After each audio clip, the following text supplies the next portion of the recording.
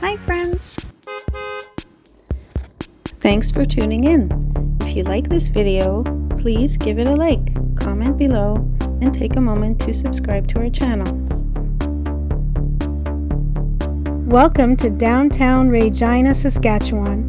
This is the busy heart of the city and the capital of the province. Regina was founded in 1882 and was once called Pile of Bones because of the many animal bones left by Indigenous hunters along Wascana Creek. The name was later changed to Regina, which means Queen in Latin, to honor Queen Victoria.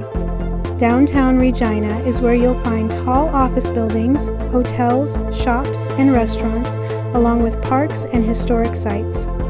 The city is built on flat prairie land, and Wascana Park, one of the largest urban parks in North America, sits just beside the downtown area. The beautiful Saskatchewan Legislative Building stands near the city's edge. Downtown is also home to Victoria Park, a green space where people gather for events, farmers markets, and relaxing walks. Regina is a place where history and modern life come together with a rich prairie spirit that makes people feel welcome. Thank you for joining us on this tour of Regina, Saskatchewan.